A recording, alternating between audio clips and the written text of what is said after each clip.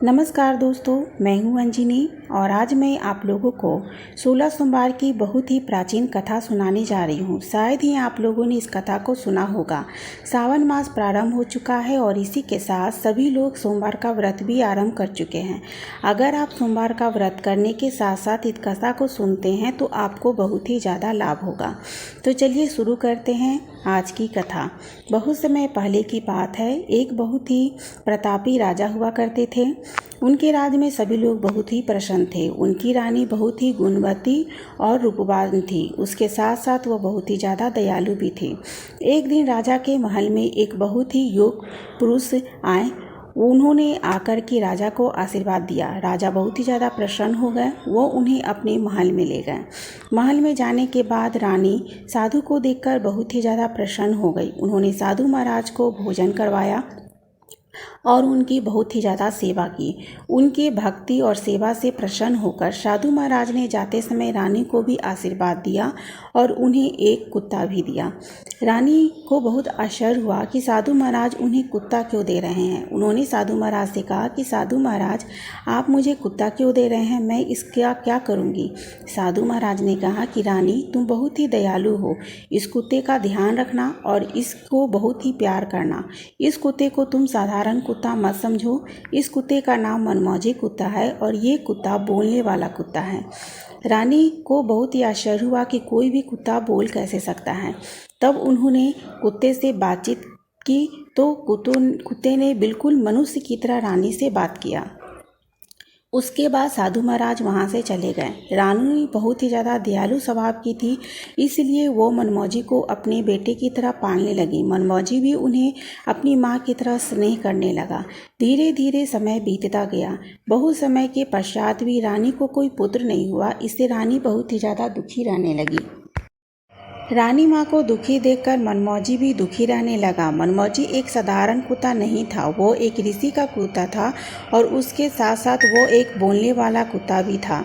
वह भगवान शिव का महान भक्त था। उसने भगवान शिव की आराधना शुरू की।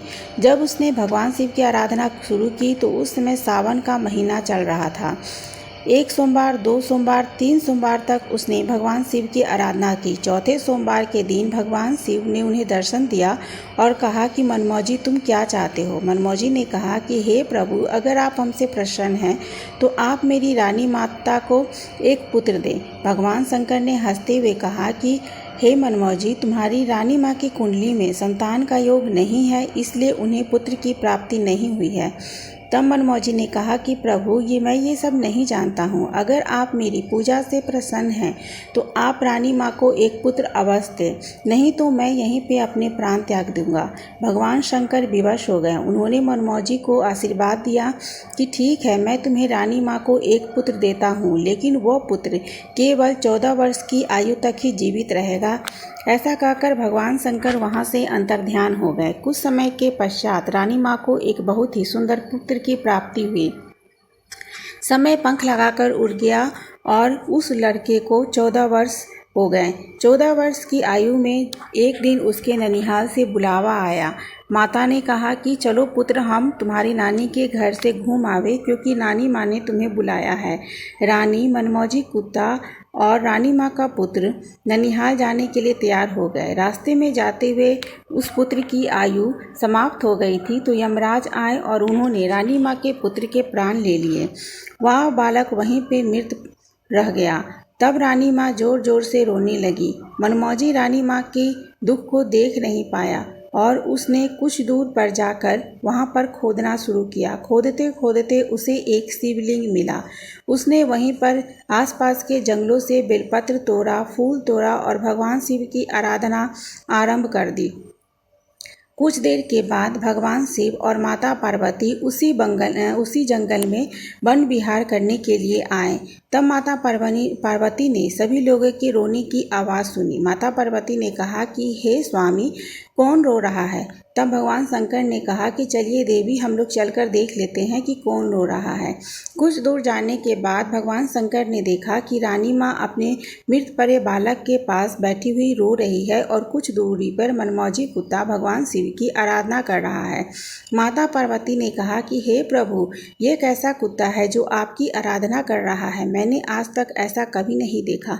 तब भगवान शंकर ने कहा कि हे देवी, ये कोई साधारण कुत्ता नहीं है, ये एक महान ऋषि का कुत्ता है। जन्म में किए हुए अपने पापों के परिणाम स्वरूप इस बार इसने कुत्ते की योनि में जन्म लिया है। इसने कुछ समय पहले अपनी रानी माँ के लिए मुझसे एक पुत्र मांगा था। उसकी तपस्या से खुश होकर मैंने रानी माँ को एक पुत्र दिया था, लेकिन उसकी आयु अब समाप्त हो चुकी है और उनकी मृत्यु हो चुकी है। इसी वजह से इसकी रानी माँ विलाप कर रही है। जो इससे देखा नहीं जा रहा है, ये वापस से मेरी पूजा कर रहा है ताकि मैं रानी माँ के बालक को लंबी उम्र दूँ। तब माता पार्वती ने कहा कि हे भगवान, मैं भी यही चाहती हूँ कि आप रानी माँ की बालक की उम्र लंबी कर दें, क्योंकि मुझसे भी इनका विलाप देखा नहीं जा रहा। तब भगवान शिव शंकर मुस्कुरा दिए और वो मनमौजी के पास गए। उन्होंने मनमौजी को कहा कि मनमौजी, अब तुम मुझसे क्या चाहते हो। तब मनमौजी ने कहा कि हे प्रभु, सावन के महीने में मैंने आपकी पूजा की थी तो आपने मेरी रानी माँ को एक पुत्र दिया था। दोबारा सावन का ही महीना चल रहा है और मैं चाहता हूँ कि आप रानी माँ के पुत्र की उम्र को लंबी कर दीजिए। अगर आप ऐसा नहीं कर सकते हैं तो आप मेरे प्राण ले लीजिए। मेरी जितनी भी उम्र बची है आप रानी माँ के बालक को दे दीजिए ताकि मेरी रानी माँ का दुख खत्म हो जाए।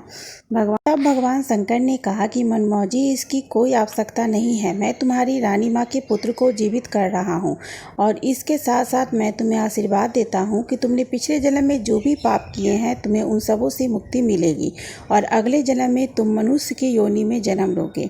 उसके बाद शंकर भगवान वहाँ से अंतर्ध्यान हो गए और रानी माँ का पुत्र जीवित हो गया। यह देख मनमौजी और रानी माँ बहुत प्रसन्न हो गए। कुछ समय के बाद मनमौजी की मृत्यु हो गई और उसने जब दोबारा जन्म लिया तो उसका जन्म मनुष्य योनि में हुआ।